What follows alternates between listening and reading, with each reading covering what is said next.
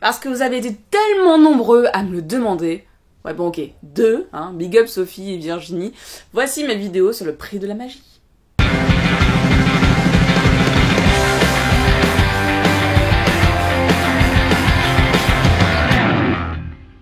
Et je commence tout de suite par une bonne nouvelle.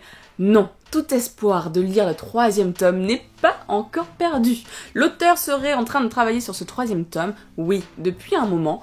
Mais bon, si l'attente en vaut le coup, moi je suis prête à patienter un peu. Et puis de toute façon, j'ai pas vraiment le choix. Chacun des 2 tomes est construit de la même façon, avec une alternance entre 2 voix et donc 2 histoires. D'un côté, on a App, un jeune garçon qui intègre une académie pour apprendre la magie. Et comme sur le chemin pour aller à cette académie, il hésite plusieurs fois juste à se jeter d'une falaise, autant vous dire qu'il n'avait pas vraiment envie d'y aller. Et de l'autre, on va suivre Sadima, une jeune fermière qui va se découvrir des affinités avec la magie, notamment via sa capacité, son don à ressentir les émotions des animaux. Elle va rencontrer 2 magiciens qui vont lui proposer d'en savoir un peu plus sur la magie.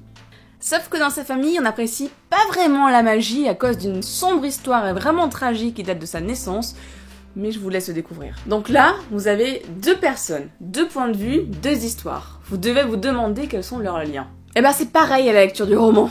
On se demande qui sont ces personnages, ce qui les lie, comment les 2 histoires vont se rejoindre au bon moment, parce que oui, on se doute bien que les 2 histoires vont se rejoindre et traitent d'événements un peu similaires, parallèles, enfin bref, des trucs qui se complémentent quoi. Surtout que l'on voit que certains personnages secondaires se retrouvent dans les 2 histoires. Le problème, c'est qu'on n'arrive pas vraiment à savoir quelle histoire est antérieure à quelle histoire. Et c'est tout ce mystère, en plus de l'ambiance un peu glauque de l'académie, qui fait tout le charme de cette histoire. En plus, les chapitres sont plutôt courts, ce qui fait que le rythme va très vite, alors que concrètement, il y a peu d'action. Certains peuvent avoir l'impression que l'histoire stagne un peu dans ce premier tome. C'est vrai que finalement, il ne se passe pas beaucoup d'action, il n'y a pas grand chose qui se passe, et pourtant j'ai été complètement happée par cette histoire. Dès que j'ai fini le premier tome, je n'ai pas pu résister et j'ai ouvert le second tome. Et si le second tome nous donne un peu plus d'éléments de réponse, on ne comprend pas encore tout, ce qui est encore plus frustrant quand on n'a pas le 3e tome sous la main. Vous avez dû remarquer que finalement je vous ai pas dit grand chose sur l'histoire et sur les personnages secondaires, mais j'ai vraiment envie de vous laisser ce bonheur de découvrir cette histoire.